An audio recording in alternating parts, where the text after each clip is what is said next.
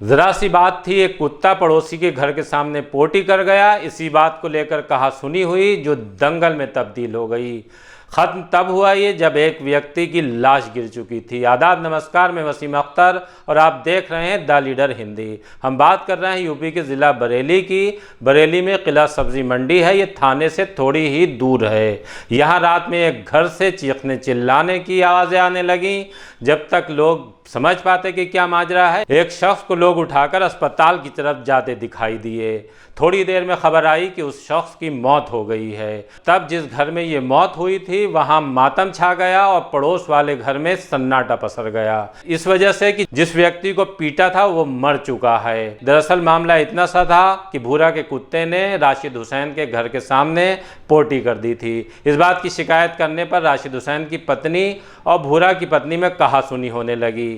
बात महिलाओं से शुरू हुई और पुरुषों तक पहुंच गई। तब लात घूंसे और लाठी डंडे चलने लगे। ये तब बंद हुए जब एक व्यक्ति बेहोश होकर जमीन पर गिर गया। ये राशिद हुसैन थे जो टेंट कारोबारी हैं। बाद में उन्हें अस्पताल पहुंचने पर मृत घोषित कर दिया गया। थाना पास ही है। पुलिस को जैसे ही सूचना मिली भारी फोर्स मौका वारदात पर पहुंच गया। इंस्पेक्टर के साथ सीओ भी आ गए। तफ्तीश शुरू कर दी गई।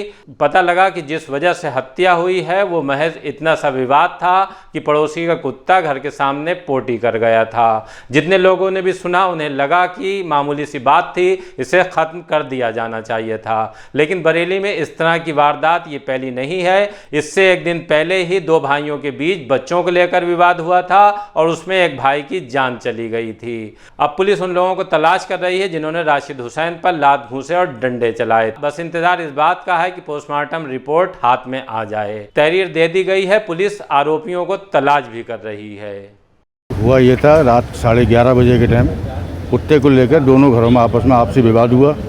घर में मृतक, उनकी पत्नी और उनकी बेटी थी और कोई भी उनके परिवार का सदस्य घर में नहीं था। उसी बीच में उन लोगों में हाथापाई हुई और सीने उन्हें पर उन्होंने घूंसे वगैरह मारे। उससे वो इंजर्ड हुए, गिर गए और वहीं उनको अटैक आया। हम हॉस्पिटल लेके आए, वहाँ पर उन्हें मृतक घोषित कर। उनका टेंट का काम है, इलेक्ट्रॉनिक और प्लस टेंट का काम है।